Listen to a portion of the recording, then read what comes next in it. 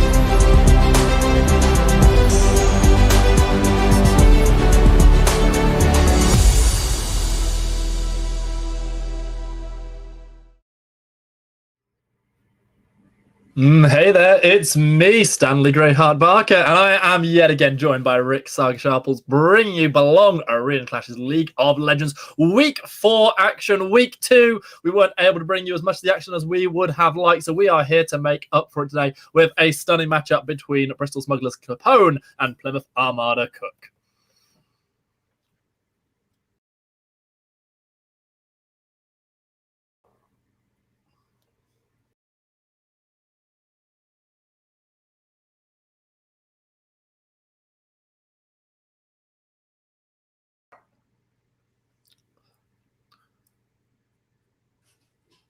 Yep, they'll have a good opportunity to push forward, try and make a name for themselves. These two teams already setting themselves up in pick and ban. We'll be bringing you a little a visual to that in a moment as we get into the game. However, we can already see a little bit of spiciness coming through. One of the things to look forward to later on is going to be the fact we've had quite an interesting decision on red side to leave top lane rather than mid lane as the side that they're going to be able to pick up a counter pick on. But more on that when we come to it, Rick.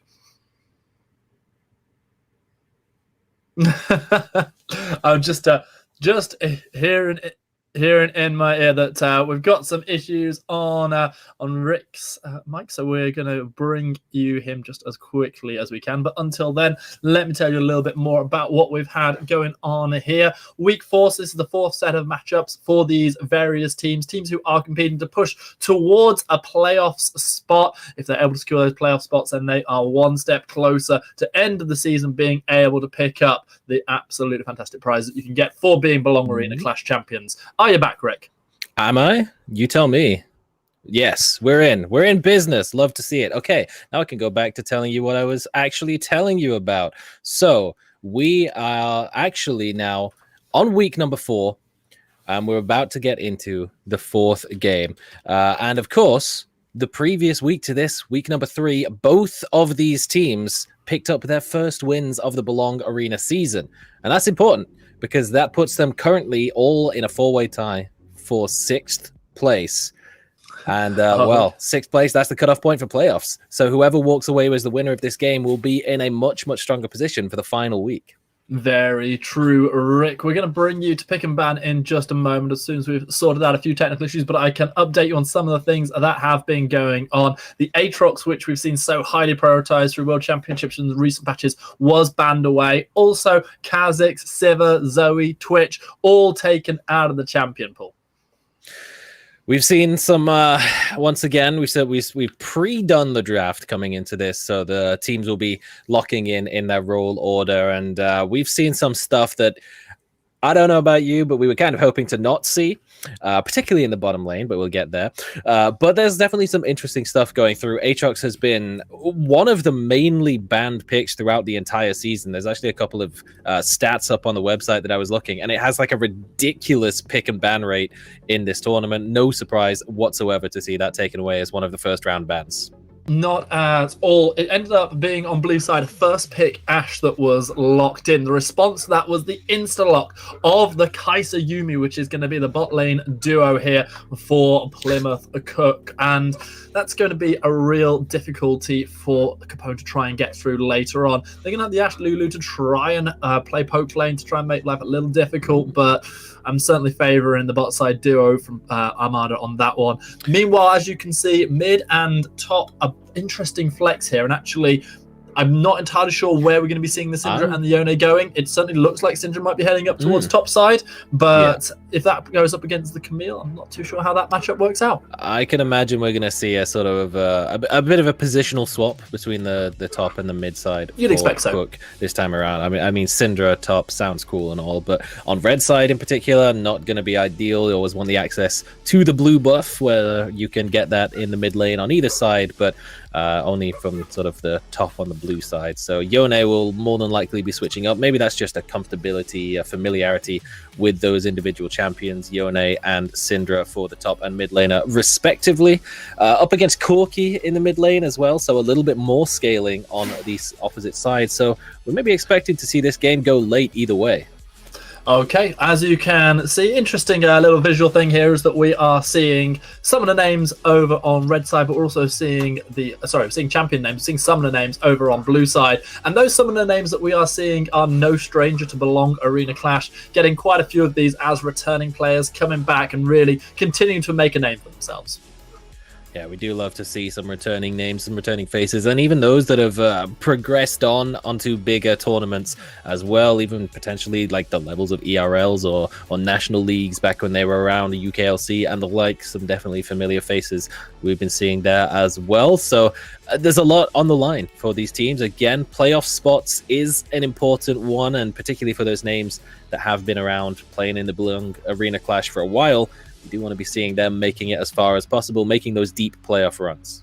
You started to talk a little bit about the compositions and their strengths there, Rick, and we have the benefit of the nameplates already being off on red side, but imagining that they were off on blue side as well, purely looking compositionally, which of these two teams do you tend to favour coming into this game? I think, honestly, we're looking at two very similar compositions. You know, you've got the sort of tank in the jungle, you've got a top lane who can duel, who can split push, or who can still provide some diving utility in the team fights, and obviously the scaling and supportive enchanters in the bottom lane as well. It's going to be I think it's going to come down to picks really in the very late stages of the game, but so I expect it to go to the late stages of the game. Picks without the X. That one. I think, again, Yone and Camille is going to be huge for finding those kills. But once again, it comes down, you've got the disengage option of Zezors on Poppy. So I think historically, what we've looked at is Capone is a team that is good, is very strong. They can bounce back from a pretty rough start to the season. I think with the Corki in the mid lane as well, giving that extra little bit of late game scaling in comparison to the Camille, who maybe peaked slightly earlier. I would give the favor to Capone, but I think it's very, very balanced for either side. It is very much so balanced. Reminder that on blue side, we are going to have Bristol Smugglers component there. Sometimes people ask why so many names, so many parts of the name. Well, we've got obviously different arenas from different places. The Smugglers is the particular arena there in Bristol. Capone is just one of the team names because they have done us the huge service of adding so many teams to the competition. Same for Cook. That's our little nameplate for the Plymouth Armada team. We're getting ourselves loaded up onto the Rift, and one thing that you were talking about there, and I was sort of throwing a little bit of teasing, as I always do whenever I hear the word picks on a League of Legends game, but picks is very, very important, and it does feel a lot to me like it's going to be so much easier for Smugglers to find those picks. They've got the Enchanted Crystal Arrow, you've got Poppy who can find lockdown with the Steadfast Presence, and also when you've got a Camille that can just jump in, it's going to make life very, very difficult for anyone who gets caught out by those units. Yeah, but once again, as we have a look again, Camille very strong, getting the lockdown too, but on the opposite side, Alt F4 IRL on the Sejuani is a very strong way to get the fight started as well, particularly if you slap a Yuumi on that, get the final chapter for the additional lockdown too. On a big AoE, that could really get things started either way. So I'm expecting any of the neutral objectives, Barons, Dragons, they will not be going down without a fight in this game. Well, we do love ourselves a good fight. The last time out, the action that we did get to cover, it was fairly slow-paced. It was a little bit of a steady build-up with neither team wanting to give an inch. And for both of the teams here, as you've already stressed, Rick, it's a really important matchup to win. A loss here could pretty much mean the end of a team's season. So both of these teams are going to want to be pushing forward, trying to pick up a second win in succession. And that will be the end result for one of them because, you know, there's going to be a winner. There's going to be a loser. Who will it be that takes the crown this time around, though? Well, there's only one way to find out, but we're just waiting for the spectator delay just to time down as we get into the first game.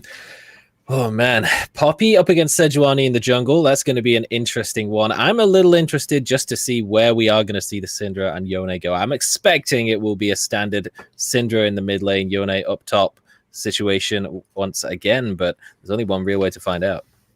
There is, and we're going to bring that action on the Rift just as quickly as we can. Everybody out there will be super keen to see how these two teams get on, to see where everybody's going to wind up. Also seeing where the first set of ganks are going to come through. Will there be any action around the Scuttle Crabs? I'm kind of expecting us to see almost mirrored starts by our respective junglers, with more than likely both of them starting on opposite sides of the map. And here we can start to see it as we do get ourselves on to the Rift. It is indeed going to be most certainly a blue buff startup for both Poppy and Sejuani. Well, there we have it. 1 minute in. Nothing is happening in the very early phases. Just a couple of wards exchanged. One not very defensive wards, it actually looks like, on either side. No one wants to be the team to get over aggressive in the early phases. And once again, we've already talked about how both of these lineups are looking like they're going to be trying to scale. So likely a 30+ minute game this time around. But I think neither team is going to be all too upset with that outcome, looking at the drafts they've gone for. So any aggression in the early phases of the game could be pretty instrumental in deciding who gets there first. And I think that most of that early aggression will come courtesy of potential ganks from the junglers. So we're going to have to wait for a few clears before we get that early pressure. Recollect taking a little bit of damage to the face courtesy of the cat. And I just, where do you fall on the debate in terms of the cat? Is the cat doing the damage, or is it the book? As a previous owner of 3 cats, they are definitely capable of doing damage themselves, but it's much more physical than magical damage. So, Gotcha. it's all about the claws. But I think in this case, we're seeing magical bolts flying out. It's probably the book's fault, but I mean, the malice is all coming from the cat. Here was me thinking the cat was just along for the ride. Yonegan to wander into enemy territory, probably trying to get some vision down, give the rest of the team a bit of a clue as to where Poppy had started. But Poppy has already started invading towards Sejuani's Raptors. This is going to turn into an absolute freak show. Zazor's looking for the flash for the reposition to get the stun, but now doesn't have a flash to get over the wall, despite a 3-for-2 advantage there that we could see to Bristol Capone. It is in the end just going to be that one summon avert. And it was an important one as well. They were only 1 stack away from the stun coming through from Sejuani, and that would have bought the time for Just Pain to get involved. And you really don't want to be giving Yone any hint of an early advantage in a lane where he's likely going to be stacking up the 1v1 as long as possible. So the fact that they not only denied the kill, but denied a lot of experience, as Mephistopheles did a really solid job of just freezing the lane, making sure that there's no way that he could have gathered the XP even had he stuck around. That's going to be a pretty big advantage in the laning phase for Camille. And meanwhile, we're just seeing some early Scuttle Crab action. Poppy's going to secure the bot side one and maybe look towards a gank on towards the cat. We're going to have to see whether or not the flash will be committed early. That's pretty important to see come through from Fiery. Did have the Ghost available as well, but Poppy not going to be a champion who's easy to run away from, although lacking the dashes, so the steadfast presence isn't going to be causing any bounce back denial of movement. I don't know whether that actually does work on the Yuumi W, so hopefully we'll see that interaction at some point. I can imagine it does count as a dash, so it probably will deny the cat entry to teammates. But just looking at like the rest of the roster, I mean, there's not really any other dashes that can be blocked by Poppy outside of the Kaiser's ultimate and the top and jungler, but that is a lot of the engaged presence that's going to be coming through from Just Pain and Alt F4 IRL, so a lot of disengaged denial potential for Zezels. Poppy's going to look for the regank here, knowing that the flash is no longer up. The Ghost almost certainly going to have to be used. Instead, it's going to be just a quick dash out, and actually Fiery able to get to safety with just the help of the Zoomies. Exhaust and Ignite saved by Comfy. Fiery able to hang on to that Ghost crucially. Just a little bit too fast. This is maybe one of the situations where Zezors is a little unfortunate not to still have the flash available. The Hex Flash was still burned in the attempt, but nothing quite coming through. Just Pain. Oh, good dodge on the way out of the hook shot, though. Very, very nice play coming out of the top laner. And I think what we saw there a little bit when the flash was burned earlier on by Fiery Rick is just really, really good evidence for why it's so crucial to communicate summoners that are burnt between your team. For me, I don't think there's a world where Fiery Flash is there if they know that Zazor's flash was already down, because realistically, you're probably going to know that you're going to be able to get out there safety, or at the very least, just use the ghost rather than the flash. But in the end, the summoner was burnt, the safety was there, and there was no kill still coming through. We're nearly 6 minutes in, still waiting on that first blood. I think we'll be waiting for a fair while for that one, at the very least, until Sejuani hits level 6, can quite easily combine up with a Yone. Again, another little interaction where you're not going to be stacking up the stun on melee hits. Uh-oh. Level 6 Yone, though. This is an interesting time to gank, and there's one block on a dash. And the flash was played very, very nicely, though, by Just Pain. It's enough to get out of there, even though the ultimate wasn't of much use, courtesy of the Steadfast Presence. That Puppy ultimate, that Puppy W is going to be just so important in these ganks. It definitely is, and that's a big ultimate block as well. And the flash burn from Just Pain. He's going to bop the teleport back into lane as well. So that is a whole lot of utility used up in the top lane for Just Pain. And Zezos has already shown they're not afraid to go for a double down and try to make the regank attempt, and hopefully this time be a little more successful. And it's a massive difference not having your ultimate or Eva Summoner in comparison to Mephistopheles, who has both of those, plus the Hextech Ultimatum to be able to use. Yeah, and look where Zezos is pinging. The one. Over the blast cone, it will be warded out, but Just Pain has nowhere to go. The health bars are in favour of Just Pain, currently looking to try and get first blood on Mephistopheles, but they flash themselves out to safety. The soul will be rebound for Just Pain. This will be a signal for Mephistopheles to maybe be able to come back in, dashing, putting damage onto Zazor, who hasn't hit level 6. They themselves have to flash away, and Just Pain has straight out won this 2v1. That's huge. No ultimate on the Poppy means that the lockdown wasn't there for long enough. Mephistopheles hadn't had time to go back and hit the teleport back into lane, so was too low to really commit to the fight. And all that said and done, Zezor's having to expend the flash a second time for no real benefit. Meanwhile, on the opposite side, Cook will get themselves the early Hextech Drake. That attack speed really going to be stacking up, not what you want to see if you're already up in a lane against a Yone with the Berserker Greaves. Although the gold lead is negligible at this point, the early game definitely seems to be going in favour of Plymouth Armada, able to secure that dragon with the nice rotations. CS-wise, they're a little bit down on the bottom half of the map, where Ash has been CSing brilliantly under turret. However, these ganks not quite panning out for Poppy in the way they would hope. They early on had the CS advantage over Sejuani. Now they're falling further and further behind and haven't been able to trade it for a kill for themselves.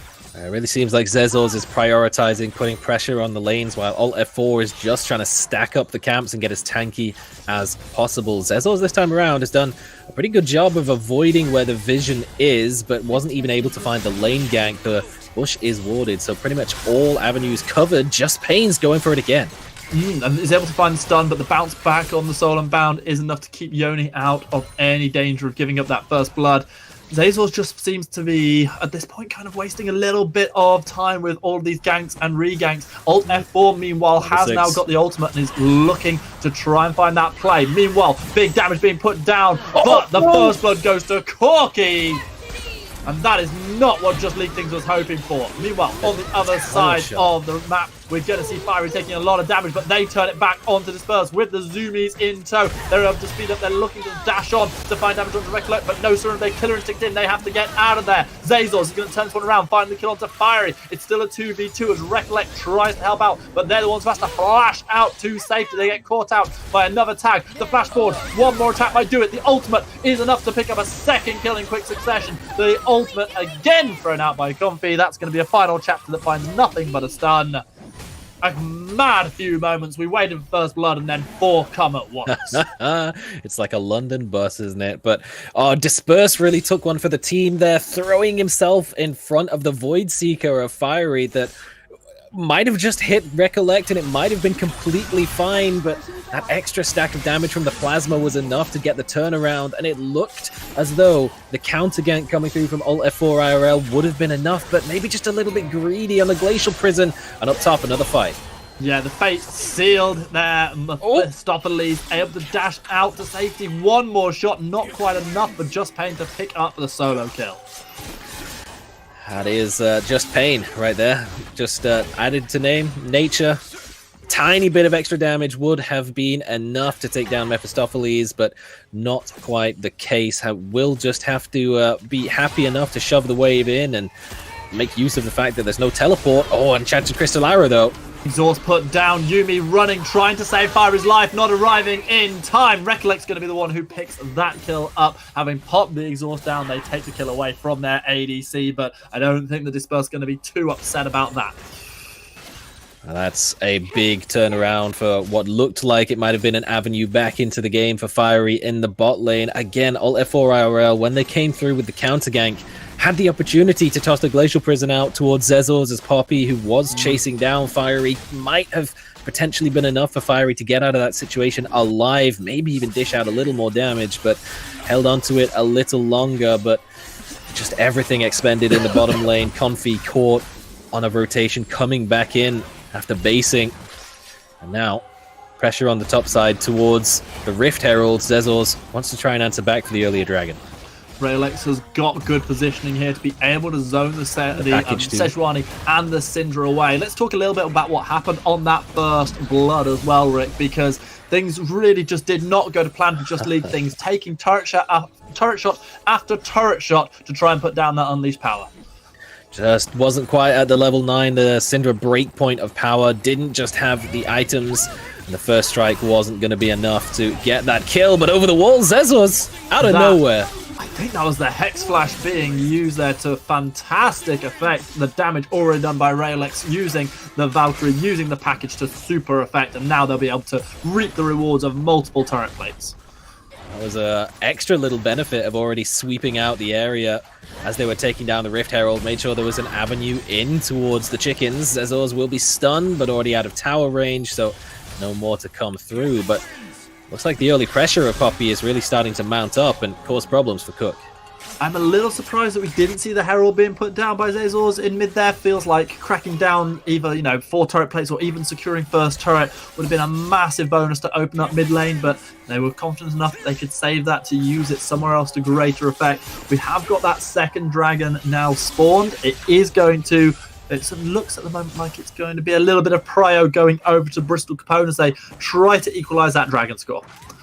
There's a whole lot of vision, and practically the entire team is still here. Mephistopheles, quite crucially, no teleport available. Just Pain does still have his up, so Zezors is likely going to look to try and put some additional pressure down in mid lane before they turn their attention here.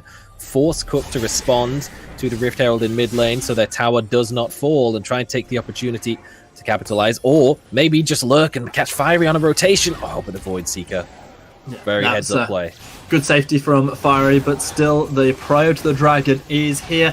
You said earlier on we'd see fights around these objectives. We could well see that. This is a 4v4 brewing. There are teleports available for both top lanes if they want to join the fray. Alt F4 trying to zone away is going to get knocked back by the Keeper's Verdict. That's enough for Dragon to go over to Poppy. That was the most perfectly timed of all.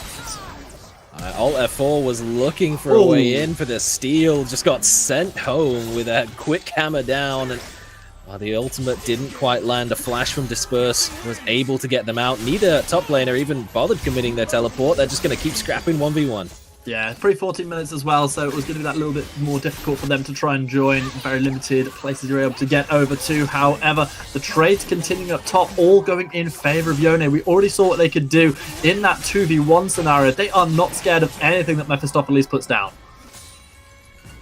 Well, the tower plates are now gone. Gets an extra little tickle of damage in, but the tower will answer back in kind, not letting Just Pain get away with it. Tried to get a cheeky one in just before he was ripped back towards his soul. Mephistopheles very low, but once again, Zezors is lurking nearby. Might just be the bait. The Enchanted Crystal Arrow misses. It's still going to be a secured kill for Zezors, however. The Enchanted Crystal Arrow narrowly whiffing, but the damage was there. It was an overstay from Just Pain. This wasn't a 2v1 they were going to be able to take. Raylex, however, wants their own little 2v1 as they duke it out with Sejuani, and Bristle heads to the hills, having taken a heap of damage.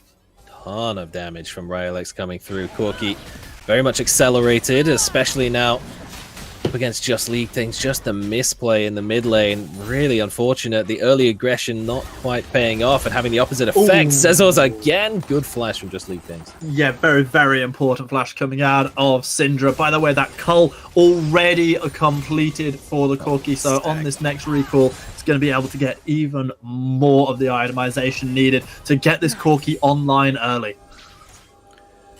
And we have a brief moment of maybe a little bit of respite from some of the aggression we've seen that has stacked up over the past 5 minutes or so. It was a relatively slow start to the game. Things have really picked up at this point. Rylex just dangerously close to taking down that mid tower. Just League Things has to clear out the entire wave. Another fight in the top lane.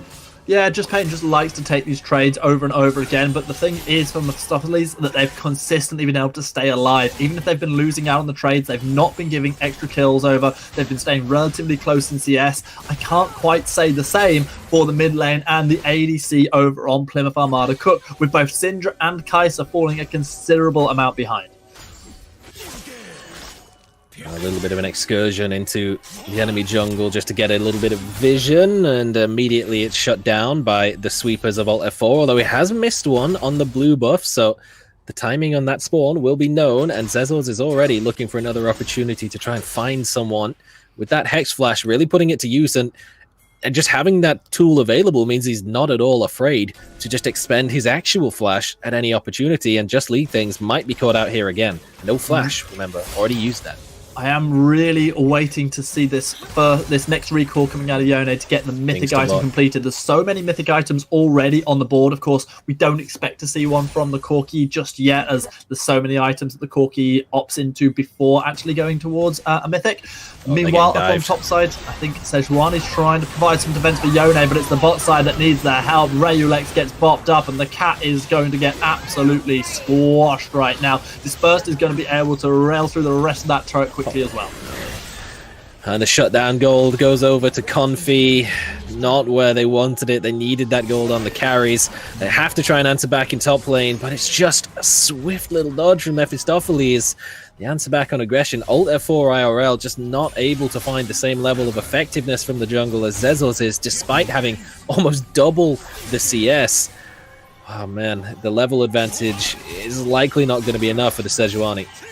It's looking pretty good right now for Bristol Capone. Zezor is one of those returning players we talked about earlier on, having an absolute dominant showing. The early ganks didn't quite work out, but a sign of a real classy jungler is where you can take those early failings and turn them into later successes, and boy have they been successful. 5 kills already participated in of the 7 secured by Capone so far, and even though they are so absurdly far behind on CS to Sejuani, this Poppy's super relevant nonetheless.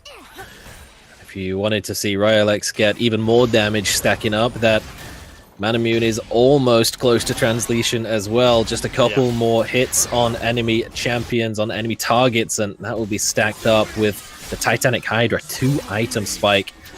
He's going to be an absolute monster in team fights. And there might just be one popping up again as the dragon is soon to spawn. Rift Herald goes down, so the priority, once again, can be dropped and force a response from Cook.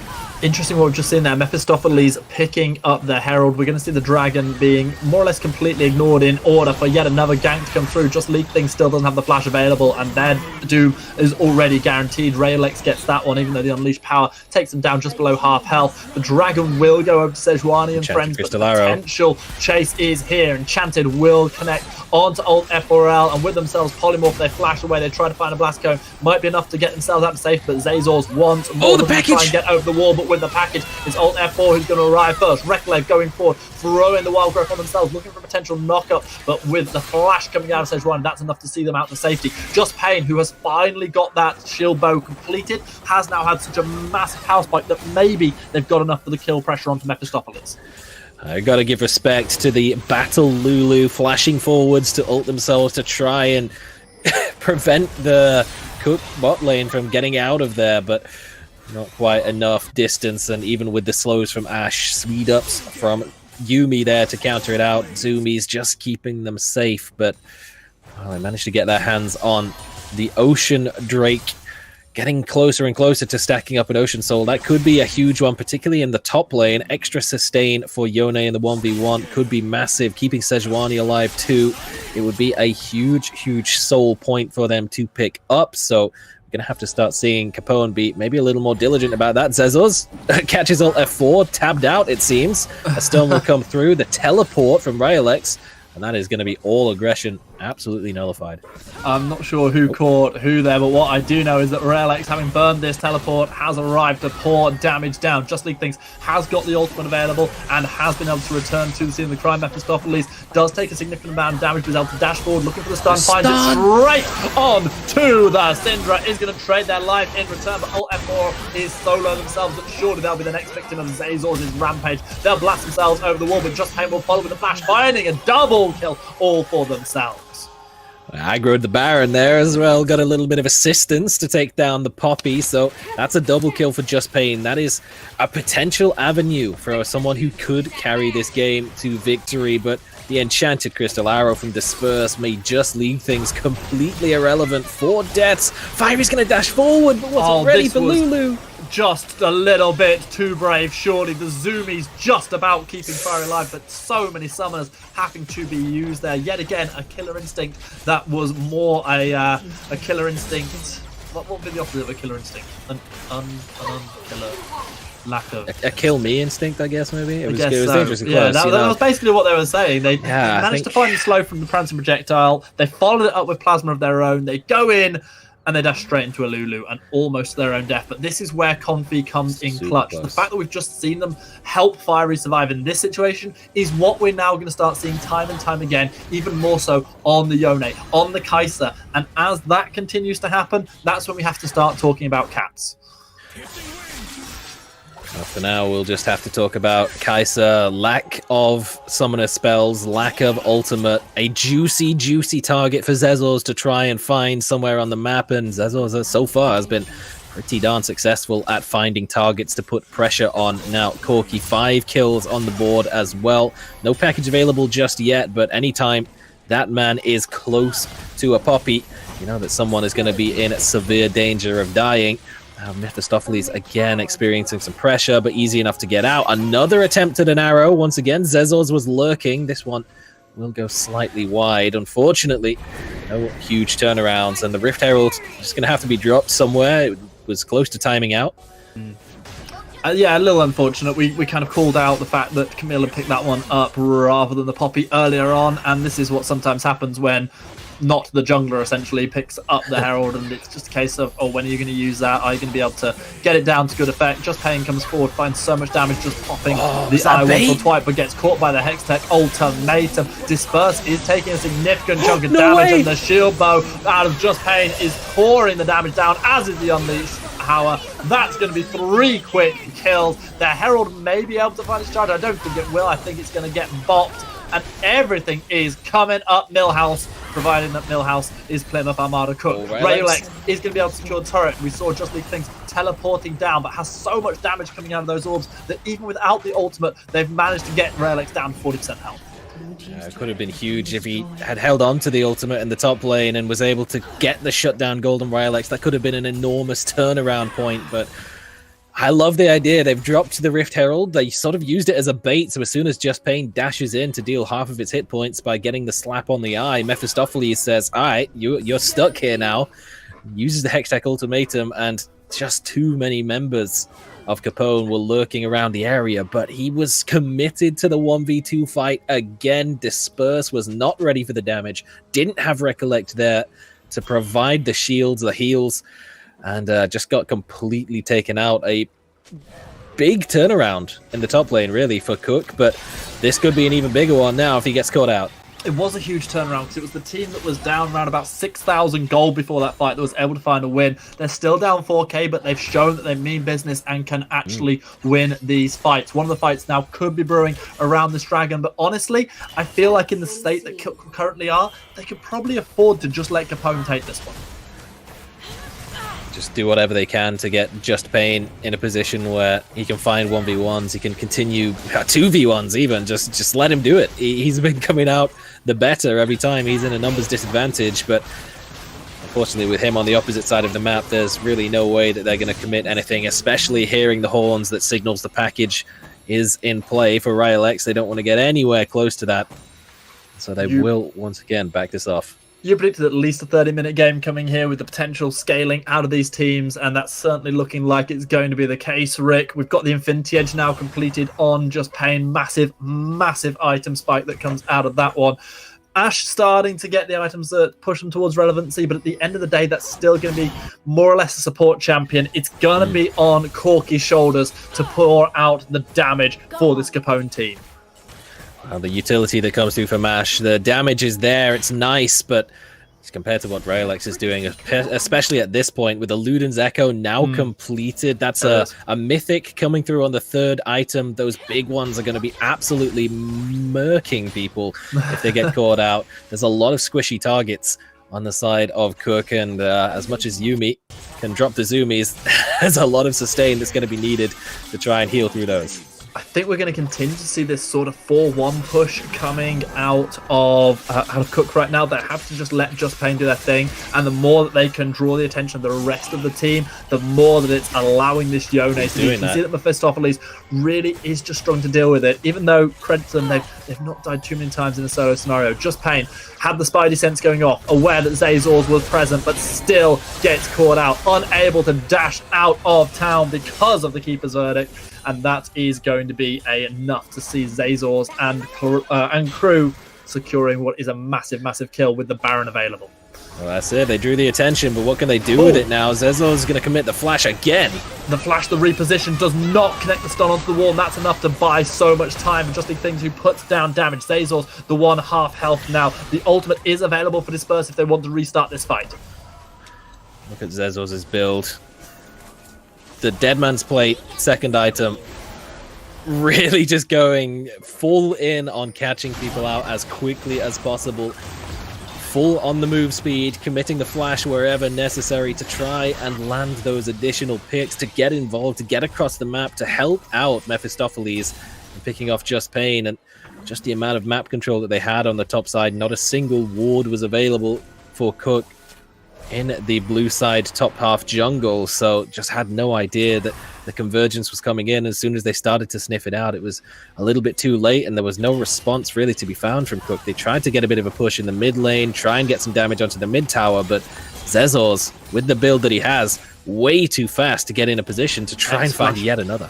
Oh, I thought it was going to be a Hex Flash potential over the wall. Could have meant a big bit of danger for the Cook team. One of the things, you just touched on it there, that I feel Capone have done so well is the vision control. It's a big part of why they've got this 3,000 gold lead. It's a big part of why they're able to start this Baron up. So far, there is no awareness for Sejuani and the rest of the team that this is happening. They're going to have to find some vision soon. They've now got it, courtesy of the plasma coming through. This is going to be the teleport channel by Mephistopheles, but cancelled by Just Pain, who they themselves will be able to join. This is going to come down to a straight smite fight. It's won by Sejuani. Alt F4 IRL makes Zazors want to alt F4 IRL. Just Pain taking a lot of damage, will bounce back to their soul. They're not going to be able to secure the kill. Massive, massive knockup comes in. The kill is actually picked up by Just Pain, and another one secured onto Disperse by Just League Things. They steal the Baron, they secure 2 kills, and Plymouth Cook Armada come up smelling the roses. This time around, they maybe just didn't have the tankiness, the communication, or the wherewithal just to realize Zazors' ultimate was seconds away from coming back. The Keeper's Verdict that denied Alt F4 from getting the steal earlier on the Dragon was so close to coming back up, but they didn't have it available. And he just hops straight over the wall. Yeah, Fiery's going to die. Zazors has somehow got behind him. No, he gets out of there super fast. The flash and the follow-up of the E enough to take Fire out to safety, with the Ghost being used as well. That's why you've got that crucial summoner on the Kai'Sa rather than maybe running the heal. Whew, big, big moments. And all of that means now, Rick, that there's a 500 gold lead over to Plymouth Cook. That was a massive turnaround. All 3 outer towers now removed from the map from the side of Capone, as the bot lane 1v1 now with the Death's Dance in play on Just Pain as well. That ain't getting any easier for Mephistopheles. He's going to need backup in dealing with that Yone, cancelling the teleport as well with such a cheeky little play. And then coming out the better of the 1v1 in the tower dive too. Now we're waiting for that third Ocean Drake, we talked about how important this could be for the 1v1, but what about the rest of the team too? Sustained damage on either side to come through, so getting that sustained heal through the fights would be enormous. Now Zezors has to try and do what Alt F4 just did to him. He's got the Hex Flash. Don't think there's any chance of that. Alt F4 is going to time the smite beautifully, and with the burst damage coming out of Just Pain as well, that dragon was not long for the rift. We have got ourselves a really tightly balanced game. There is a 200 gold lead over to Bristol Capone, but we saw in the last fight what happened when they were 3,000 gold down. We saw in the fight before that what happened when they were 6,000 gold down. And right now, the scaling and the damage coming out of Armada, I am absolutely terrified for what that means for the Smugglers. Even with all of the map control, the vision control that they've had around the top side of the map, just the extra damage that they were taking from their Baron attempt was enough that by the time that Plymouth got themselves into the fight, they had found themselves some softened up targets where the stat differential wasn't all that important. And now look at the gold difference. And now it's practically non-existent. As soon as Just Pain realizes there's no targets here and cleans up this wave, that's going to be absolutely nothing separating these two teams. And no surprise whatsoever to see nobody going anywhere without a Yuumi attached to them. That is that safety blanket for Fiery now that there's no summoners available. They're going to have to try and make their way through dangerous terrain in the jungle. Recollect is so close. Absolutely obliterated. That was just damage coming out of the wazoo. Just League Things doing what Syndra does best and deleting targets. Just Pain might be the biggest damage threat on their team right now, but they themselves have overstepped a little bit, taking turret shots, and Mephistopheles actually coming out on top on this one. I was just about to touch on how the Raelex versus Just Pain battle is going to become such an important one to watch. The two biggest CS numbers on the board. And then Just League Things just goes, let me remind you what a Syndra R can do. Yep, you just got to get out of there, though.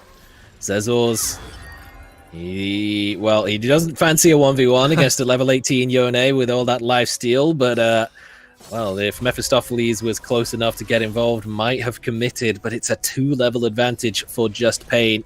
So the fact that that extra tower shot coming through and the true damage from Camille was enough to force him back is actually a pretty important one, and just buys them a little bit of time in the bottom lane to get a push going where they can now focus their attention on the 4-man death ball in the central area of the map, try and get that vision control, maybe look to try and find another pick on a target while Confi is not attached to anybody. Something I'm interested to see is if we do ever see Raelex just matching up against Just Pain, how that battle starts to go, because we've just seen on the back of the Death's Dance that was already secured, another bit of armor picked up by Yone, and right now it feels like they've not really got itemization that is going to be fully able to deal with Raelex if they're smacking down on them. Right now it's Zezors who wants to be smacking down to the Syndra, finds the stun against the wall. Wow, one shot, one rocket isn't enough to take Just League Things health bar away before they can press R, and that's why that's a 1-for-1, and that's a huge trade that goes really in favor of Plymouth Armada. That shouldn't have happened. Nope. Raelex finding out the hard way that Syndra does hurt, and that was the pick that they were looking for. Zezors again was searching for a while. He really had Just League Things dead to rights, had nowhere to go, no way out, couldn't use the teleport. Just Pain inflicting some of his own. Oh, half forces the flash. Mephistopheles going to dash back in with the Hextech Ultimatum, but that's not the fight you want. Fiery arrives, drops a bit of plasma in the back, and Mephistopheles a dash too far, following through on the Hextech Ultimatum at just the wrong moment with the Soul Unbound for Just Pain. Fiery, just one single auto attack was all that it took to put him down. Who needs plasma stacks? Who needs Kraken Slayer stacks when all you got to do hit him once, and Mephistopheles had nowhere to go. Just a half a second too late for Zezors and the rest to get in there, disperse, not committing the Enchanted Crystal Arrow, not wanting to risk missing it and losing that utility option.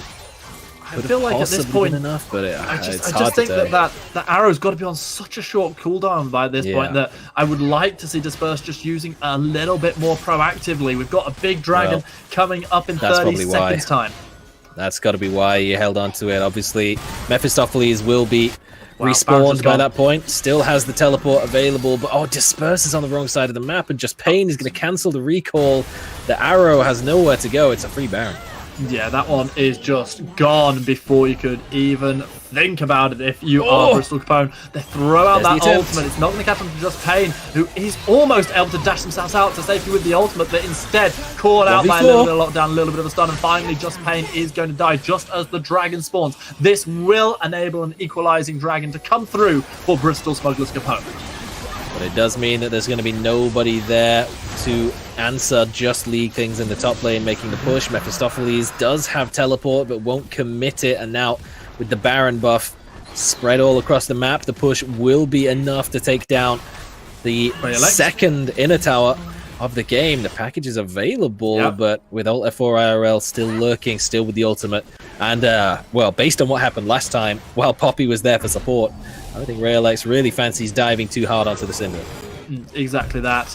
Enhanced Recall is going to be enough for Syndra to part home. Almost got enough gold to complete that Rabadons now. So even despite the less impressive KDA coming through for Just League things, they are going to be an absolute force to have to deal with. And again, this comes down to just more damage threats, more ways to just one-shot the opposition. And once RailX is one-shot, I think that could be Bristol Capone's dream one-shot as well. Again, we look at the bot lane.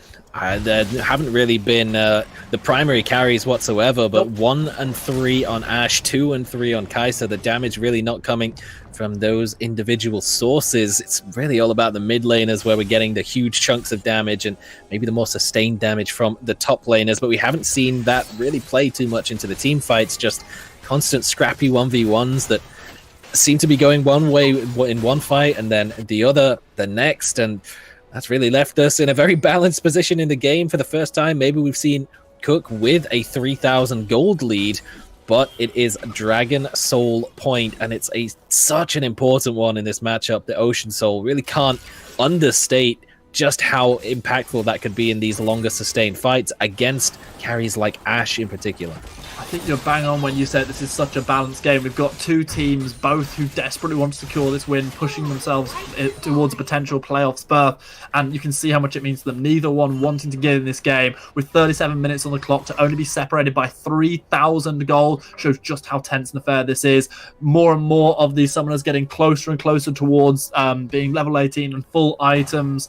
We're going to have a real close game on our hands, and finally we get to see the fight between Just Pain and RailX. RailX already forced to flash away. Enchanted Crystal Arrow is not in the connect, and we now know how that fight goes, and it does not go well for the Corki. It does not go well for the Camille when they go up against the Syndra, and now there's the opportunity for a dash in, but Fiery goes a little bit deep. Does have Alt F4 for company, and Zazor taking so much damage. Teleport is coming in, and Fiery's already picked up the kill onto the Poppy with 3 dead, and the Baron Empowerment having just timed out. There is still the opportunity here for a game-ending play. Yeah, that could very well be the game unless we see some heroics from Disperse and Recollect in a 2 versus 5. The fadeaway stun from Alt F4 IRL as the Keeper's Verdict sent them home, and Capone sent to the bid. Yuumi wins the Portal combat to end things out against the Lulu. The ace is completed, victory is secured. Plymouth, Armada, Cook go 1-0 up in this best of 3. That was a huge game, and the turnaround in the top lane, we said that could have been the turning point, and it might just have turned out to be exactly that, with Yone doing so much work in the 1v1 up against Camille the entire game. They were building to counter one another, and then as soon as we see RyleX up against Yone, he gets deleted. Mephistopheles is Camille against Just League things. Syndra can't do anything. Those picks coming through at the prime opportunity to give Cook the chance to end out the first game.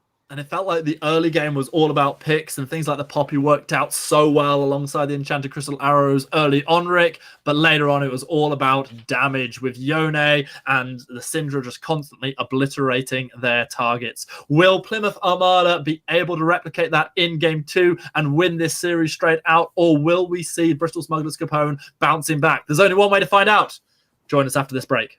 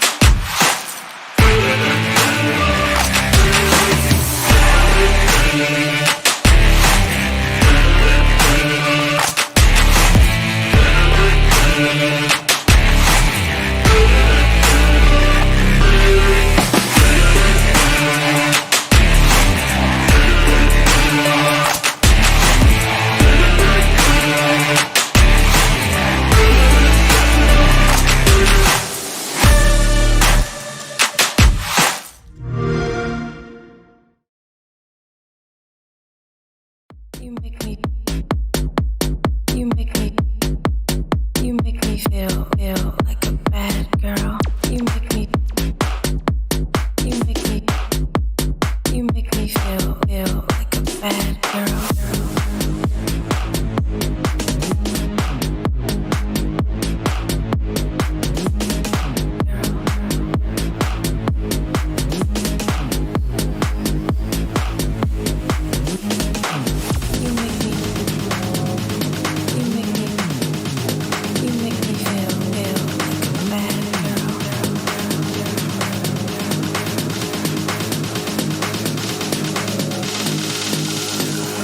Make me feel like a bad girl.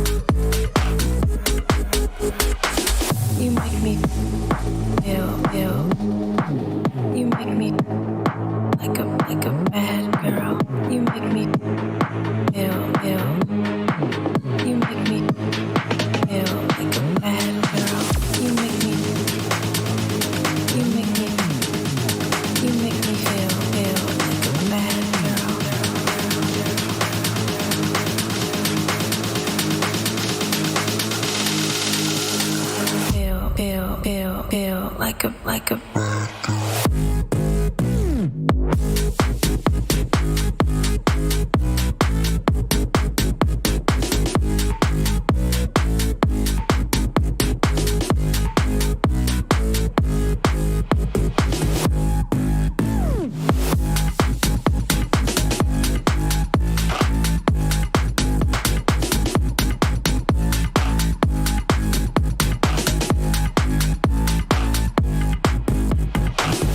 feel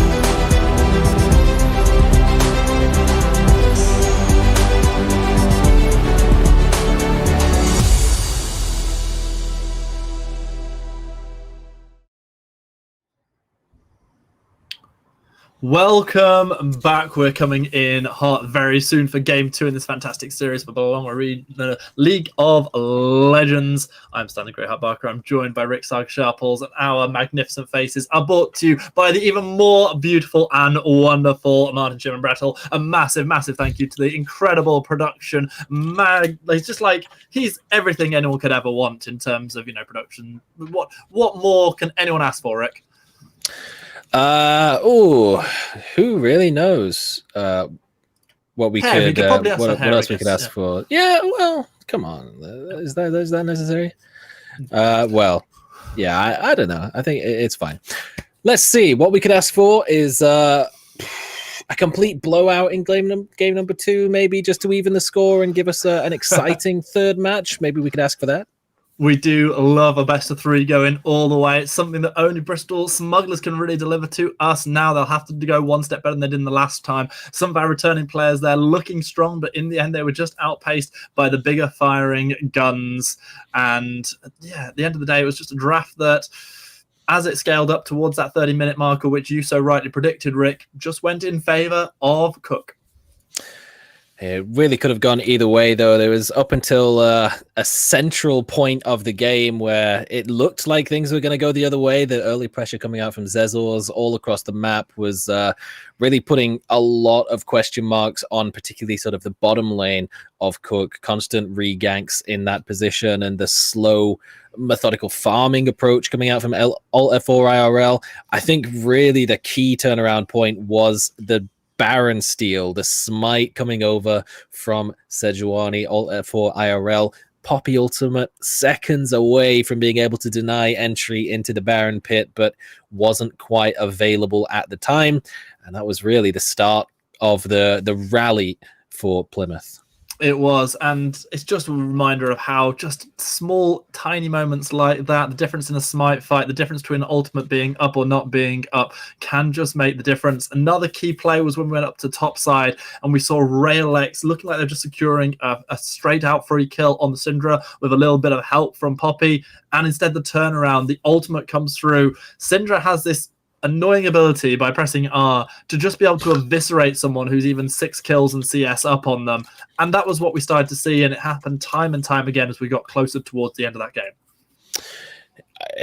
I can only expect to see maybe Syndra on the ban list this time around, because even on an extremely fed Corki, there was just very little that could be done. Even on the Camille that was going toe-to-toe with a very strong duelist, had nothing that they could do about it. So Syndra really was crucial in the late stages of the game too. The two teams just setting some things up before a draft. So we're going to be seeing the swap over. So it is going to be blue side this time around for last time. Victors, Plymouth, Armada, Cook. They'll be going up against Bristol Smugglers, Capone, who will be taking red side. And what I expect to see are some bans targeted to what we saw last time round. However, with so many peak champions, things like the Civ, the Aatrox, which were banned out last time, it does mean that maybe some more things get left open, and maybe we start to see some of those priority picks for this patch. Yeah, and it's a question of what do you take out from what you banned in the previous game. I can't imagine that Aatrox is going to be on the mind, because the duelists that were very good at sustaining through damage was causing a lot of problems on either side as well. So not at all going to be a surprise if we don't see that making a reappearance in the game, where maybe just a cameo appearance in the client on the ban list perhaps. But there's got to be some leeway to come through, and you've got to really adjust your draft, particularly as we're coming into this. We've switched over the side selection as well, so first pick will be this time in favor of Cook, who came out with the win in game number 1 from red side. So it'll be interesting to see how that will affect things too. I often find that things get very, very difficult for a losing team as they move over to red side, because even though they get that final counter pick, which is so important, it does mean that it's quite often on the red team to ban away those power picks, because the blue side obviously are going to get the first opportunity to pick them up for themselves. And if you ban away the power picks, well, then you can't ban the pocket picks that have just taken you out in the last game. It's a really, really difficult balance to find. We are coming into our second pick and ban. Already the victor taken off the table. We saw that in the previous matchup as well, Zoe. Just a couple of pocket picks being removed. Twitch, not at all a surprise to see that gone either. That has been one that is, very much in favor of. Hold on a minute. I'm just a little confused what's up with the draft mode here, but it's all good. We've only got 3 bands apiece. Good enough. We know what we're picking. We know what's being locked in. I think the client is just deciding that we're not allowed to see the names of Capone this time around as well. This did happen last time round. It gave us some on blue side, didn't give them on red side, so I'm not too surprised. What we at least we can actually spectate the game today. Well, yeah, you know what? I will take that every day of the week, or in this particular instance on Thursday. I've also forgotten what day it is. It's not just our producer who's doing that. As you see, the Aatrox gets through. This means that it's picked up. It was probably first picked in Pro Draft by it absolutely I can't remember the team names anymore. Plymouth Armada Cook. It's going well. They are able to secure the Yuumi, the Syndra, and the Aatrox. That just feels like so many incredible tools already secured, and I love seeing Fiery now on the Ashe. The Kai'Sa wasn't one of the biggest damage dealers, so why not add some extra CC coming out of your ADC as well? I love what I'm seeing from the draft from Cook here. So what we are missing at the top end, the additional bans, Sejuani and Ari were banned out by Capone on the Reb side. Graves and Poppy banned away by Cook on the blue. So they didn't want to see Zezors once again speeding his way into lanes, particularly in the early game. Again, he did put a lot of pressure on and cause a lot of issues for Plymouth in game number 1 by doing exactly that. So keeping themselves safe from Poppy, but of course Jarvan can do quite the same thing as well from level 2 with the EQ flag and drag combo. So got to be careful of that. But we talked about Aatrox having been very high pick and ban rate throughout the entirety of the tournament. That now in the hands of Just Pain, who's just shown what he can do on Yone, who was banned away this time around in favor of the Aatrox. And that's immediately what's going to be picked up. I don't know what you think, Rick, but it feels a lot to me like Bristol have just opted all into winning these early game skirmishes, having the extra damage that they're going to be able to get. They have less scaling than they had last time around, where we saw things like the Corki. However, they've got more opportunities to try and capitalize on the sort of lead that they actually did build up in game number 1. And if they can do that going in towards 20 minutes, where they're getting that sort of 4 to 6k gold lead that we saw last time round, maybe they're just going to be able to put the foot on the accelerator pedal and follow it all the way home to a win. On the other side, though, if they do let it get to 30 minutes and it's even close again, I think they're going to get absolutely eviscerated by what Armada have. Yeah, I think one of the key things as well for the Poppy ban, just looking at the options that have come through the selection for Cook, is a bit of a difference between the engage tools on Sejuani, where you can throw out the Glacial Prison from range. Zach, his whole engage present is just slam his face into you. Poppy could quite easily deny the Elastic Slingshot with the Steadfast Presence, so did not want that to occur. So Zach will just be as potent an engage tool as before. So definitely with the likes of a Lux now, much less disengage options than what you had on Lulu in game number 1 for Capone, but definitely more presence in the lane. And Caitlyn too. What they definitely don't want to do is allow this bot lane to go even. They want to pressure Ashe and Yuumi out of the game from the get-go. And that's what they've got to do, and they've got to do it not just in bot, but pretty much everywhere on the map as well, with the early pressure they can get out of the Jarvan. All of these champions who can do such great things early on. If they do that to great effect, this is a real chance for Bristol to. It's not to sort of overbear this point, but really they just have to come out and win early so hard. We're even seeing it with the difference between having this Lux instead of the Lulu that we had last time round. It's just more poke, it's more damage. This isn't about having a binding or about having a shield. This is just about straight damage that Lux can put down to make life harder and harder for Fiery.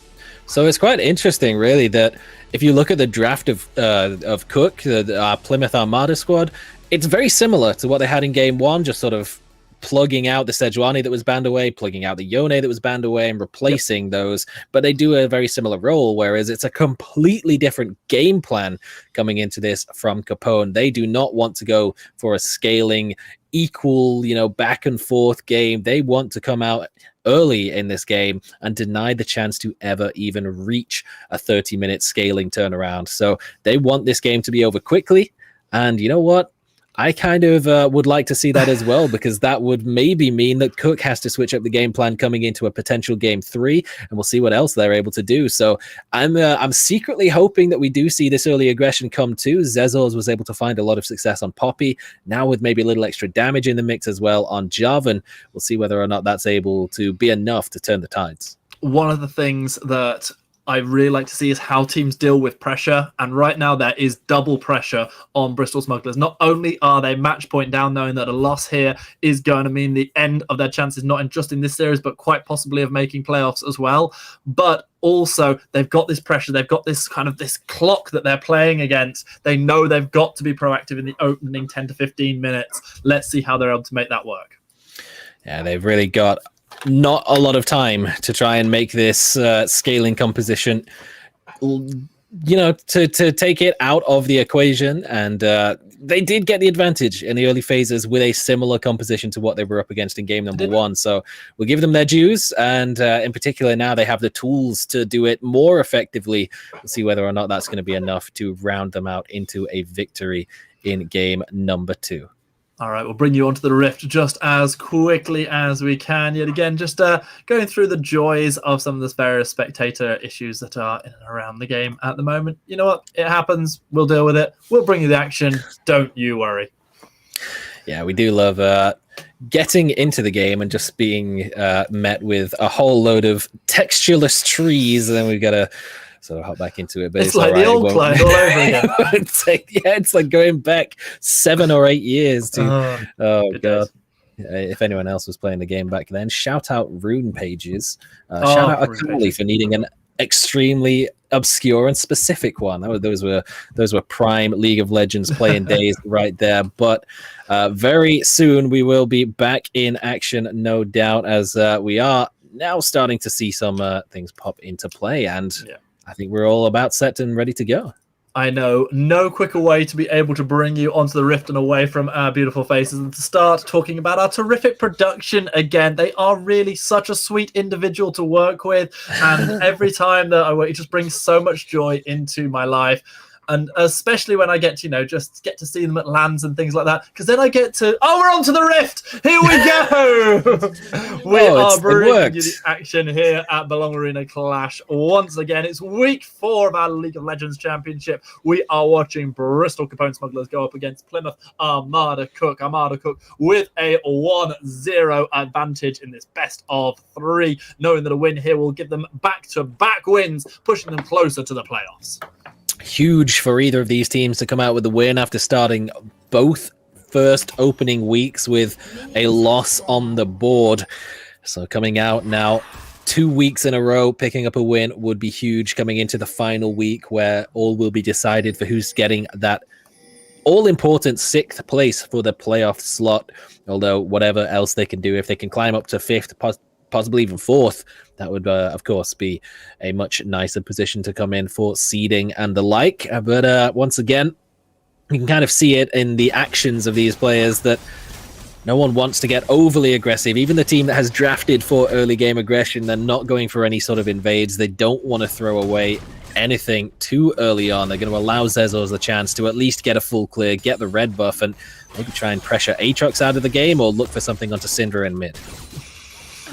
We are seeing both junglers starting on the bottom half of the map, Rick, having had a little help from their ADCs and support. Zac opting into an early wrap start, having all of that AoE damage, now securing the red buff, but already a camp ahead, Jarvan pushing towards the red on top side, maybe looking for an early gank.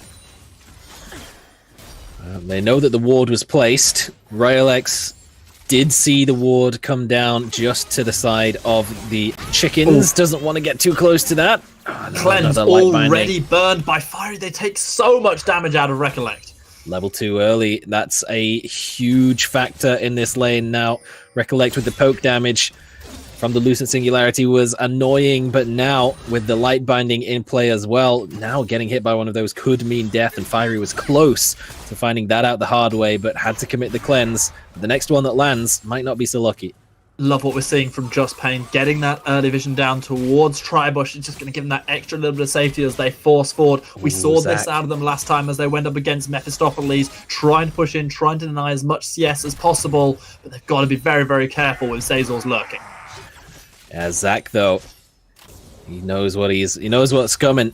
He knows that Zazor's going to be looking for this. Gone for a lane gank approach all the way through the top side. Oh, he almost cancelled the flag and drag. Oh, the knock-up onto 2, however, is good. Alt F4 IRL, who obviously still has the passive available, is going to be able to help Just Pain secure first blood with the Ignite opted into by the Aatrox rather than the teleport this time round. Big, big advantage to the team with the scaling lead. That is actually massive, because not only have they picked up the first blood, not only did Alt F4 read what Zezos wanted to do, but with the Ignite dropped from Just Pain, that's double buffs on the Aatrox in the top lane. Red and blue buff refreshed. Mephistopheles is not allowed to have any fun for the next few minutes in this top lane. There's one champion in the top lane you do not want getting a double buff right now. It's probably Cassante, actually, but they're not enabled right just yet. But Aatrox would probably be a close second, and this is going to be a hellish experience for Mephistopheles now. But not only that, but Zezos has just lost a whole lot of his sustainability, mana, and health-wise when it comes to clearing the jungle. He has to try and find some impact now. Doesn't have the flash themselves, but forces one out of Just League things. Nice response from the Jarvan. Look to try and make a play to make up for shortcomings in the top lane. Just League things will be forced out.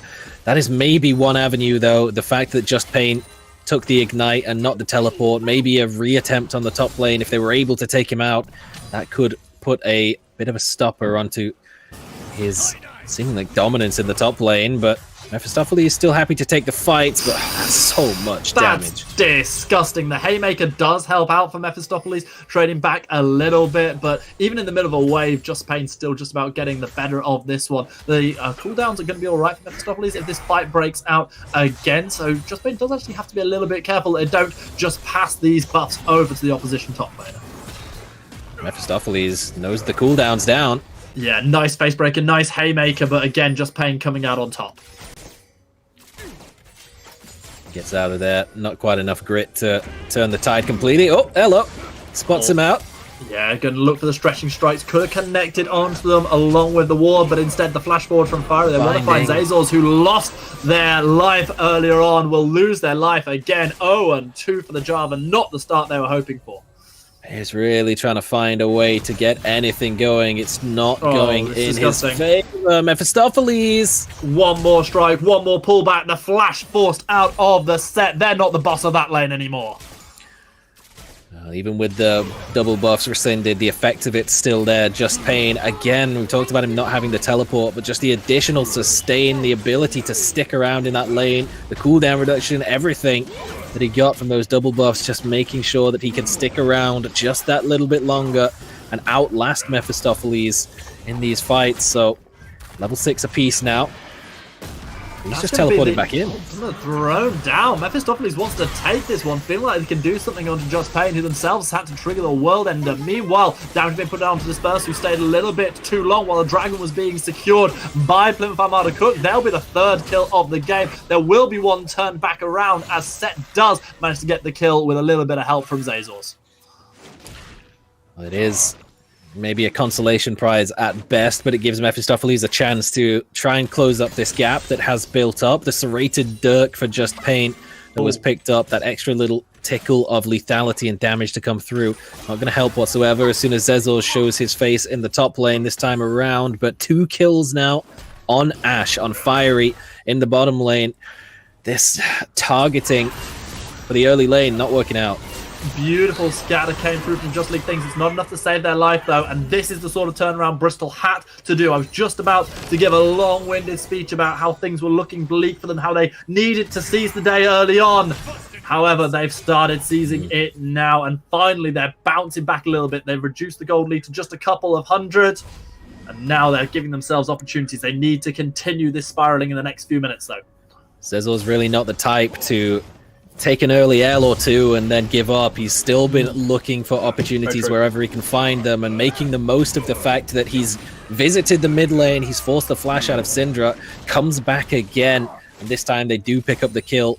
Won't go over to Ryolex. Zezors will claim it himself. That's going to be an extra little boost of experience. So that means if he still gets a chance while that flash is down to hit level 6, he has done so now. And there's going to be no way out for Fiery and Confi. No flash available on Ash. So if he can get a clean position to try and get the Cataclysm down, there's going to be no escape for that Ash. That shutdown gold is looking juicy. We've just seen Alt F4 IRL will find the recall, so this does mean that this could just be a straight out 3v2 in bot if Zazor isn't able to find anything. But with Fiery so consistently being pushed onto turret, it's going to be tough for the Jump to do anything there. Haymaker finds good damage. Showstopper has been used by Mephistopheles, but I don't think this is a fight that the set is able to win. One last little bit of damage. That's the Rated Dirt putting down the lethality, picking up the kill. Aatrox kicks back. Zezors in the bottom lane tried to find the gank, but didn't get in range, at least far enough away from the tower to drop the Cataclysm and really try and secure things onto Fiery. So he's still got that tool available in his back pocket. Again, the 1v1, as we said, in the top lane, going the way of just pain, but at the very least, the pressure from Zezors down on the bottom side of the map, just showing that presence and knowing that Alt F4 was nowhere around to try and find a counter gank. That's going to be a third tower plate taken before the 10-minute mark for Disperse. Enchanted Crystal Arrow is back up available for Fire, but right now the attention is turned toward Just League Things. Has got the flash back up again, is able to dash away from Zazor, putting good damage down themselves as well. Might be able to find an orb into Scatter, but instead it's just going to be a little bit of delay. Disperse, caught out, has to use the cleanse. That's going to be the ultimate thrown down. The final chapter being used, but Fiery taking so much damage from the Lux. Such a close fight, but Lux finds the last bit of damage. The ultimate refunded, I believe, to note is going to go down for Disperse. And it is Recollect who picked up the kill. That was huge. They did not expect Disperse to get out of there. You saw the positioning of the final chapter from Comfy. Yeah, the cleanse was enough to get Disperse out of harm's way. And Comfy wasn't there to redouble down on the crowd control with the ultimate. He'd just gone fully in towards Recollect. They weren't ready for that. Disperse just getting out of dodge, putting down a tiny little bit of extra damage, and the threat of the ultimate coming through in the end wasn't quite even needed. Recollect just absolutely bursted him down nonetheless. But yeah, a huge turnaround in the bottom lane. What could have been another big turning point if Fiery had picked up that extra kill. If he was a 3-0 Ash in this lane where they're looking for the early dominance, that could have been a huge disaster for Capone. Meanwhile, Bristol Smugglers are doing everything they can to push back into what had been a really strong start from Plymouth Armada. They are just slightly down in gold, but they are getting some good CS numbers on the Caitlyn. Unfortunately, top side, things aren't going quite so well, as Aatrox has been able to use that first blood, use that early advantage to develop a big CS lead all for themselves as well. It's a fairly close game in terms of the numbers that we see on screen, but knowing that the scaling potential Armada have, things are looking a little bleak for Capone. I suppose an additional worry for them is the fact that Zezors is pressure in the mid lane. Hold that thought. Ultimate issued by Rayolex. Zazors gets their second kill of the game. The Iron Spike whip striking around and removing Just League Things from the map. And with another dragon available, this is going to be an equalizer going over to Capone. But for what it's worth, that pressure in the mid lane was far from the concern itself that I was about to mention. And this might be a bit of an issue as well. Oh no! Wait, did he mean to do that? I can't really tell. I don't necessarily know. What I do know is that is a very nice flash coming out of Fiery, buying so much time. Enchanted Crystal Arrow is there as well, and in a straight out 3v2, it's been won by the two. There will be a dragon being secured by Capone, but they're losing so many team members for it. They get back one onto Fiery. Confi will now have to run away. The cat doesn't have to fear the Cataclysm, but does have to fear the Catlet. Well, unfortunately for Fiery, they did get the turnaround. The flash was there to get away from the Cataclysm, but yeah, stuck around a little bit. 12-minute inner turret, you said it yourself. Alt F4 IRL, I don't know whether he was just trying to press R there instead and accidentally hit the trinket, but I'll tell you what, he reaped the benefits regardless. In the bottom lane, looks like Disperse will at the very least be able to answer back alongside Recollect. Rayolex cancelling spear. Oh, that is huge. Yeah, it's really nice spear. We're going to see the passive burn from Alt F4, possibly for the first time in this game. There's going to be the follow-up damage to secure this kill as well. I imagine this one's going to get passed over to Raelex to get themselves snowballing a little bit. Meanwhile, Recollect takes a lot of damage as the final spark thrown out and picks up, helps pick up a kill onto Syndra. There is still no. In fact, it was on. Yes, it was on Syndra. But there's still going to be the return kill coming in. Really frantic battle at the moment. Now the state of this bottom lane has certainly shifted. Disperse with 3 kills to his name now, alongside Fiery, who's picked up 3 as well. Caitlyn, though, in the early phases of the game, definitely looking like a bigger threat at this point than it was 5 minutes ago, where things were really not going in favor. Oh, if Zezos hops over the wall, in fact, could have caught Confi there, but gets out of there quickly. The ward not swept out, so Confi knew the danger was lurking. So what do you think at the moment? Have we seen Bristol Smugglers Capone do enough to be able to outduke what is the potential late game scaling of this Armada side? I think anytime you're picking an early game team, you get to 15 minutes in the game with a dead even gold value on either side. It's not gone particularly well, but I suppose it's a little lopsided, as a lot of the gold lead in favor of Cook is definitely coming through Just Pain in the top side. 3-1, 2 towers gone in his lane, whereas Caitlyn in the bottom side has the CS advantage, has taken down the tower, got a lot of plate money as well, so a lot of power in the Caitlyn, dodging out on the Enchanted Crystal Arrow too. Recollect getting stunned down. Does try the final spark and pick up a kill onto Fiery. That's going to be good showstopper damage coming out of the set. There's no passive available for Alt F4 IRL. Disperse lives, and yet so many die for Cook. That was a beautiful set of plays for Capone. We almost got a bit of an old school I'm helping there. Raelex! Oh, and with the ultimate coming out of Kaelin, Raelex stands there, takes an unleashed power to the face and says, I do not care. I've done my work. Let's give another kill to the Caitlyn. We love to see that from Caitlyn from long range. Your mid lane are more than happy to set you up for the slam dunk onto Syndra in the mid lane. Just league things. 4th death of the game. Not going well on Syndra this time around, but it was a similar position in game number 1, but still managed to bounce back and start blowing people up in the late phases of the game. So, as we're talking about 15 minutes, it is now at the 15-minute mark. That 0 gold lead has expanded to about a 1,000 gold lead, and Disperse has really been coming out the beneficiary. Look at that. Just about 2,000 gold ahead of Ash in the bottom lane, but I mean, look at Just Pain up there with the gold lead. 2.5k over Mephistopheles. Let's talk a little bit. We've touched a lot of times about why Armada, well, about the what of Armada Cook, the fact they've got this scaling, the fact that they're going to be so scary late, as we see Zazor's trying to catch on to Just Pain and taking a whole heaping of damage. When you go for a full damage job, and you sometimes pay the price, but the price this time is being able to flash to safety and handing Caitlyn another kill. Raelex has to be a little careful, but that is again another kill going over to Capone crucially. But again, coming back to this scaling, maybe some of you will be wondering, why do we keep going on about this? What is it about the Armada Cook team lineup that makes them so scary the later we go?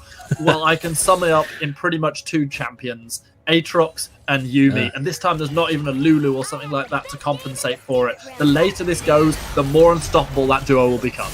Yeah, I can sum it up in 2 numbers for you. 371 and 452 or whatever you just saw on the screen. That's a less than 2 completed items on Aatrox that came out of 1 singular ability, doing almost 1,000 damage. Raelex had no way out from that situation, and just imagine how much worse it's going to be if you put him in a team fight, you get the World Ender activated, and then you slap a Yuumi on top of it as well, so he gets even more unkillable, even faster at running you down.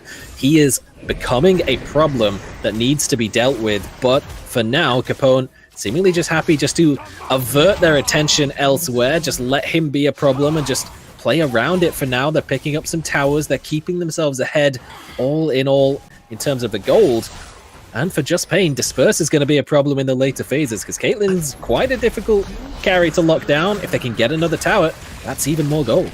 I like the proactivity coming out of Capone here. We've talked about how they need to act early, and they've picked up this Herald, which is what Raelex's life earlier on was sacrificed in order to secure, and they've just used it in exactly the same way that we saw for Plymouth. They've popped it up in the top lane, they've run it through 2 turrets. Okay, it's not the same big advantage that we saw Cook able to get because they obviously got the turret plate in gold as well, but even so, it's just helped to build up this gold lead a little bit more. We're 18 minutes in now, it's a 2,000 gold lead for Capone, and they are just keeping that foot on the accelerator. The question is, have they got enough gas in the tank to see this one over the finish line?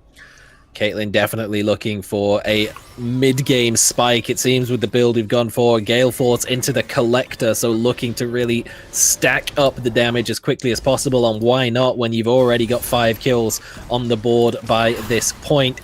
And it already seems you can, I mean, you can look at the way that Capone are making their moves around the map. No one is leaving Caitlyn alone at any point whatsoever. There's always another character, another legend or two by the side. So if a Zac appears out of nowhere, they have the ability to try and turn it around. Lux, in particular, with the exhaust, can do a lot of work in keeping Disperse alive. They just spotted him out without the ward.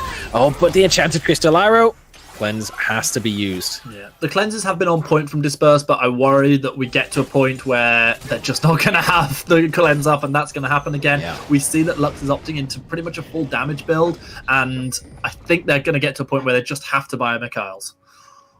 I can imagine at some point that's going to have to come through, because at the very least, the Enchanted Crystal Arrow is going to be on a low enough cooldown that that's going to be a problem. See how much damage comes through.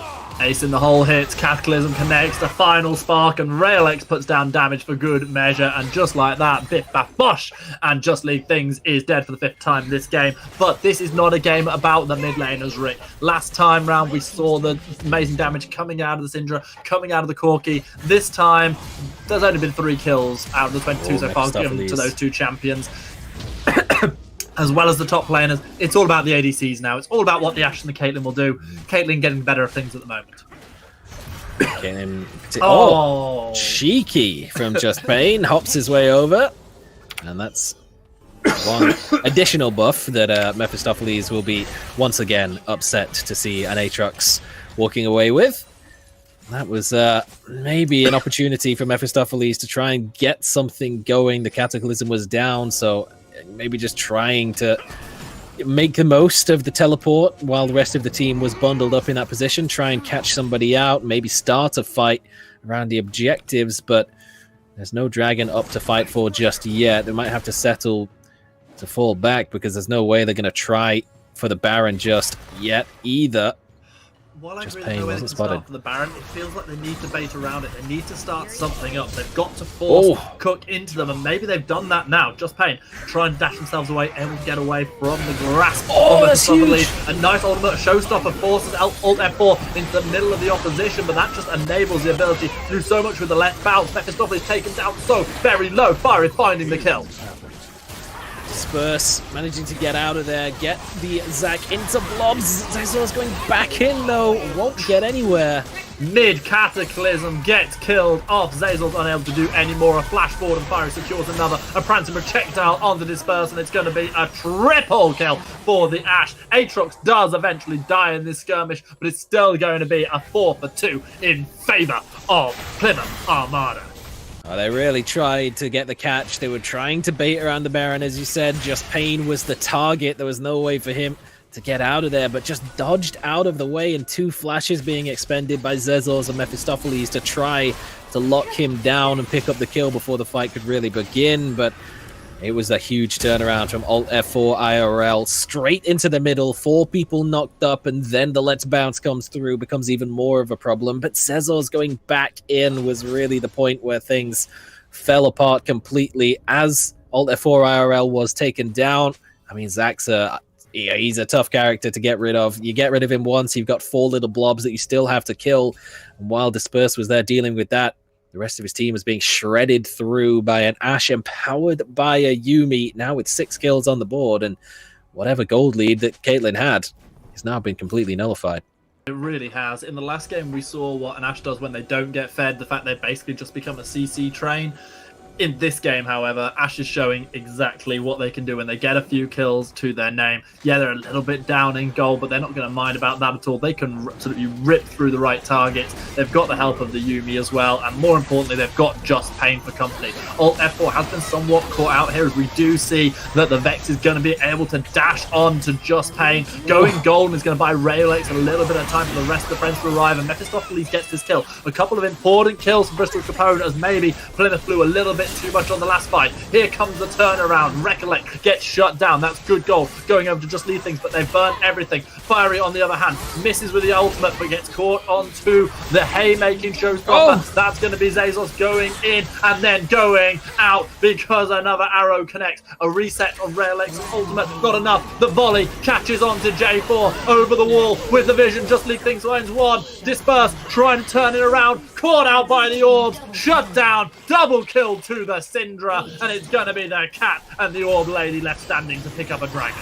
That scatter the weak from range, getting the pick off, was actually wild, and it's very, very painful for poor Rayolex. I watched him about 5+ minutes ago walking through that little river entrance from his blue buff side and walk past a pink ward available in the pixel brush. He didn't clear it out, and that was what got him picked off from range. But you're gonna try it. It's close, but not quite there. It's going to be an important secure here for Plymouth. They are now up to Soul Point. They'll be in a place where they can get their hands on a very, very important Infernal Soul in just 5 minutes' time, should they want to. At this point, however, even though there's getting so much damage still to come for Plymouth, I wonder if the game will even go that long, because they're continuing to just win these skirmishes. And if they win another big one, it could be Baron and then game.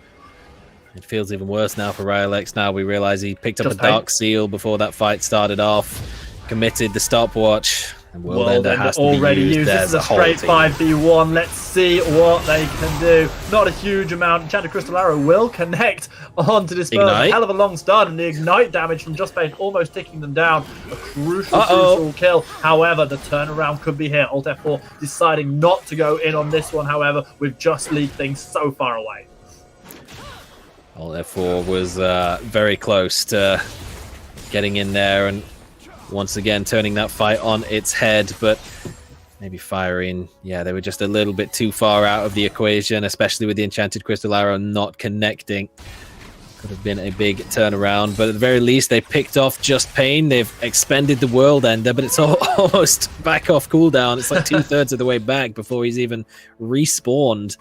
That man is a big problem, so no real surprise that they've committed all 5 players to try and deal with it, but one dragon away from getting an Infernal Drake. We've already seen the big numbers coming out as soon as Aatrox lands a single Q onto anyone. That is just going to get even bigger should that soul go over, and they absolutely cannot allow it. Some crucial summoners coming up now. Both Disperse and Fiery waiting on their flashes, but they've got the cleanse available. A lot is going to come down to how long Disperse can live in this fight and if they can out damage Fiery. I'm not convinced they can, and I'm not convinced they can get enough separation. I agree with you that they're constantly being protected by the likes of Recollect and Mephistopheles, but just having CC to protect you is not the same as having someone like a Lulu that can offer you the wild growth, the protection that the Polymorph affords as well. Or a 10-stack Medjai's Yuumi could be a big problem to try and get through as well. That's a lot of damage coming through. The final chapter is going to hit like a truck, and when it comes down to the Zoomies as well, that's a big burst of health to come back through. Luden's Echo as well on the Umi, or Luden's Tempest, whichever you want to call it now, is, well, that is an extra source of damage to come through, as we've already talked about how Ash is a little more of a supportive carry in the bottom lane, getting the utility, constantly slowing people down. We saw it already be a big problem for Mephistopheles in the bottom lane skirmish, where he just wasn't able to get out after trying to commit to the engage, but wasn't able to get deep enough to cause real problems. Those slows. Oh no, that's not what you want to be running into in a bush. Thankfully, it wasn't an Aatrox, so that could have been Zezo's dead, but that might just be it anyway. Still could be. They try to hold off on the flag and drag, but it's not going to happen for them. And a flash also forced defensively by Recollect as they try to escape Just Pain. That escape does not look like it's happening anytime soon. If the Ignite had been put down, it would have been a kill, but it wasn't quite available. Instead, it's the flash forward that secures this one. Just Pain getting their 5th of the game. It's going to be a first Baron going down in favour of Plymouth. Well, I think we're starting to see why we saw both teams opting into playing this style in game number 1. It's because as soon as you get the opportunity to start taking advantages around this point in the game, 25 minutes onwards, you're hitting those 3 item breakpoints and you're just becoming unstoppable. Just Pain, while it wasn't him who initially walked face first into Zezo's in the jungle, the enchanted crystal arrow kept him in place long enough for Just Pain with the world ender to get in range, and then Recollect had nowhere to go as well, even committing the flash over the wall. Got chased down. Baron buff now picked up. Gold back in favor of Cook as they start to look for ways to push this advantage and start to round out this game. 2 inner towers still left to take in the mid and bot lane, and that's where we're going to see all 5 members start to commit their presence. In game 1, in the Battle of the Scaling Giants, Plymouth Armada Cook came out on top, leading Bristol Smugglers Capone to opt into a very different playstyle. A playstyle which so far has not reaped significant rewards. They've dropped further behind in gold now. They are down a Baron buff. It looks like they could well be down a soul as well. The Zhonya's is not finished either for Raelex. The broken stopwatch still uselessly sat in the inventory. Nothing to do, but Zach goes in. And goes in and survives so long. 2 kills already secured. Raelex trying to get onto Fire, but unable to pick up a kill, which could maybe have started to turn the fight. But yet again, Recollect is the only surviving member of Bristol Smugglers Capone. The Dragon goes over. That will be an Infernal Soul secured. Just Pain will force in the mid lane, and now it seems like the Smugglers are at death's door. I'm just looking at the fact that Disperse got popped in about half a second there, and then up on the UI it showed that nobody other than Zac, Ash, and Yuumi had even dealt damage to Disperse. Just a little bit of CC, and now that's a 20 stack Magi's on Yuumi. She is absolutely got the claws out in this final game. Still considerable death time, isn't it? And allows 2 waves of minions to crush in. Baron empowered onto the inhibitor turrets in bot and mid. 1 already ripped asunder. The inhibitor will fall in mid. Meanwhile, Syndra continues the push on bot side, likely to secure a second inhibitor turret, if not the inhibitor itself. It's looking all but done now. 2-0 in favor of Plymouth Armada, perhaps. Only minutes away. We're going to regroup, spend the gold picked up from that massive push into the base, and maybe look to regroup up towards top and potentially bottom lane, leave Just Pain, just go to send it on the split push that he so loves to do. 2 inhibitors that are dangerously close to open that could just spell the end of the game for Capone. For many years, I have loved the Smugly Boys. It was my adopted team when I was given the option of who I could cheer for, and I'll always cheer for them. But today, it does seem, while I'm not completely writing them out, we could see an incredible comeback. It does seem like they've been somewhat outclassed by Armada Cook, and Plymouth now showing the sort of signs that mean they could be real contenders as we get towards playoff season. Yeah, I'm just confused as to how this team, or either of these teams, lost in their first 2 weeks. That shows the level that we're up against. But you know, you win some, you lose some. It's Enchanted just league things, and it's an enchanted crystal arrow looking for another target. Yeah, yet again, Just Pain is going in, this time with a cat on the back. 3.5 completed items and just consistently going in and rinse and repeat. Alt F4 IRL does take a little bit of damage, still has the passive available. 1 volley enough to send Raelex back to where they came from briefly. Just respect the fact that Zac isn't going full tank, but he's got the demonic embrace as well. So getting a little bit of that goo on you is going to tick down the health quite a lot. Raelex as well, finding that out too.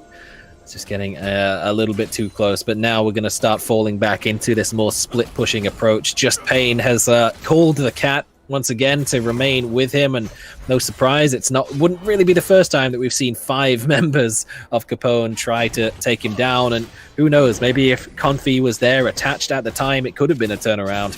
and might have just been able to buy a little bit of time for the support to come through. But now, actually heading back to base, so Just Pain has decided they're not going to put too much pressure out for now. They're just going to fall back, maybe look to set up for an Elder Dragon that should be popping up soon, and just really choke the life out of Capone before they get a chance to fight back. Very much what they're doing, opting into this sort of 4-1 playstyle, letting Just League things push in the one wave down on bot side, knowing they've got the teleport to join should they need to. And at the moment, it's just a case of waiting for more objectives to come through that right now it feels like Plymouth can take uncontested. And once they've got a couple more buffs to their name, they're going to be ready to close this game out. It feels like Bristol Capone have to make some kind of play, and they have to execute it absolutely perfectly to have a chance. Perhaps this will be an opportunity to catch on to Just League things. The ultimate from Raelix goes wide, and that last-ditch attempt fails. They really had to try something, though. Just committed with the ultimate, but wasn't able to find it. That could have been a pick-off that, while at the very least it would have taken Just League things out of the equation, would have more than likely left them vulnerable on the top side of the map. Zezors will cancel the Elastic Slingshot, but to his own detriment, it looks like.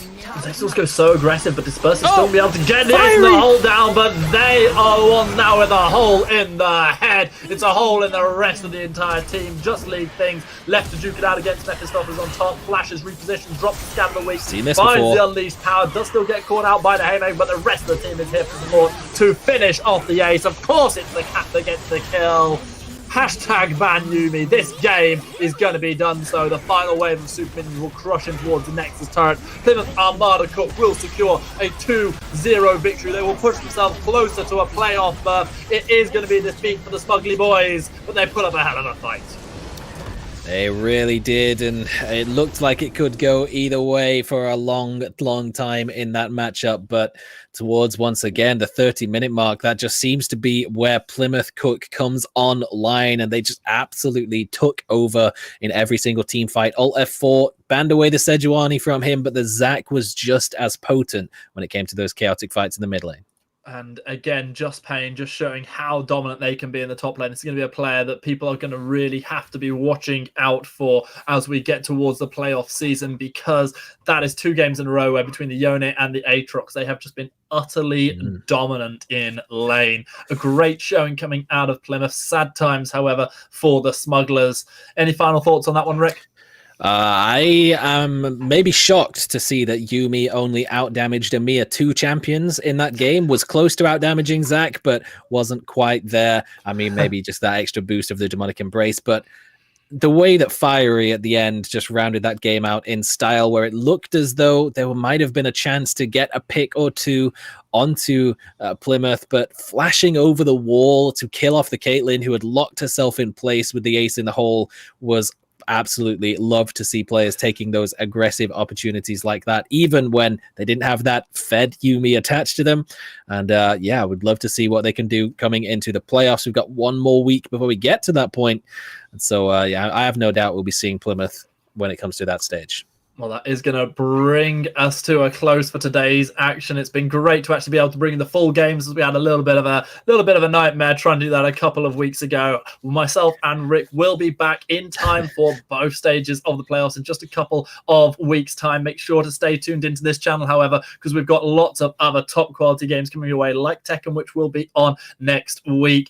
And in the meantime, make sure to just drop us a follow on all the various socials if you know what's going on with Belong Arena Clash. For now, however, from myself, Stanley Greyheart Barker, and from Rick Saga Sharples, we will say goodbye. You go out there and be awesome, just like Martin, our producer. Good night.